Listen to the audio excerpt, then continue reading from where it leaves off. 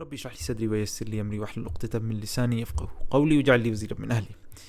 Here what I'm going to do is I'm going to read 3 to 4 verses in front of you from chapter 10 of the Qur'an, verse number 3 to verse number 6.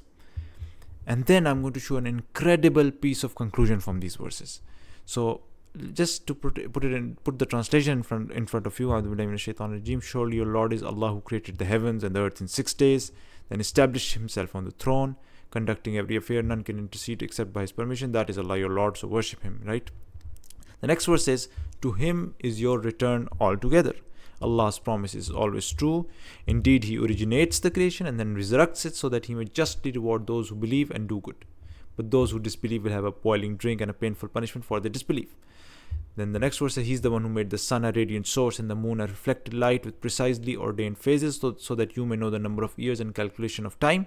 Allah did not create this except for a purpose. He makes a sign clear for people of knowledge. Surely in the alternation of the day and night and in all that Allah created, in the heaven and the earth, there are truly signs for those mindful of him. Now, in a single read, in one time read, it seems like it's talking about Allah creating the heavens and the earth, Allah having all the power, Allah giving good to the good people, bad to the bad people, and the signs around the nature. But actually, if you see this verse number 4, it says, to him is your return altogether. Right? Life after death. After this are incredible 3 proofs for the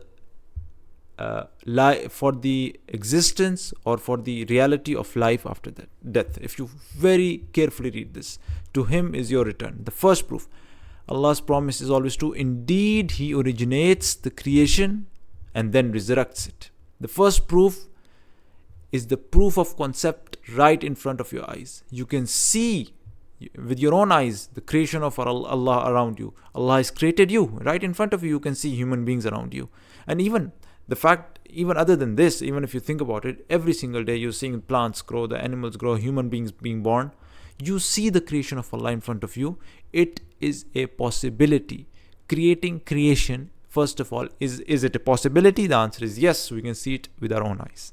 That's the first proof of concept, that you can see it with your own eyes. It is a possibility that Allah can create, isn't it? Creation is a possibility. That's the first proof. The second proof is so that he may justly reward those who believe and do good. But those who disbelieve will have a boiling drink and a painful punishment. The second proof for the existence of life after death, that means the life after death will come, is the necessity of justice. You see, in this planet, many people live a good life, many people live a bad life, but complete justice can never be served on this planet. It can only be served in the hereafter, and we see that because many people get away with doing a lot of bad things, and many people do very good things, but they're never rewarded. So the necessity, because of justice, it necessitates that there is a life which will give you complete justice.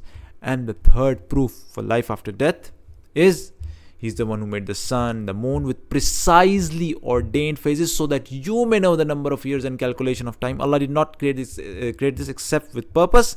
And in the alternation of the day and the night, Allah has created, and in the creation of heaven and the earth, there are signs. Meaning Allah, the one who creates anything very wisely, the moon going through its phases, the sun with a precise distance from the earth, and this entire system of the universe that's running. It is so wisely made so that we may calculate our time and we may live our lives according to it. It is made for a purpose. Anybody who creates, for example, he creates something very intricate, a building, and puts everything according to what he wants. For example, a hospital, he puts all the facilities and everything in that, and then in the end, he just demolishes the building. That would never be a wise planner or a maker or somebody who makes something very wisely with a very thought out process just to destroy it for useless purpose, not for just for play. Anybody who makes something with a specific purpose, you can only expect that Allah subhanahu wa ta'ala did not make this life useless, with all the nature very in harmony with human beings, and this entire universe running with precise movements, the sun and the moon and everything very calculated. You cannot expect the creator of all this to have created all this just in the end to destroy it and finish it. No, there must be an afterlife. So I showed you 3 proofs. The first proof of afterlife, that you can see with your own eyes. The proof of concept is in front of you. It is a possibility. There can be a life after death because you see life right now as well. The second possibility, the notion of justice can only be fulfilled if there is a life after death, another life where complete justice will be served to the good people and the bad people. And the third, the fact that the one who created this universe is wise, and thus this universe and this life cannot be uselessly created. There must be another life for which this entire life, this entire universe is running in such a wise way. So these are the amazing 3 proofs hidden within the text of the Qur'an. Not hidden, but stated in a way that somebody who does not think upon it cannot immediately grasp them. So may God give us complete conviction in the Qur'an as the word of God. Subhanakallahumma wa bihamdik, ashhadu an la ilaha illa anta, astaghfiruka wa atubu ilayk.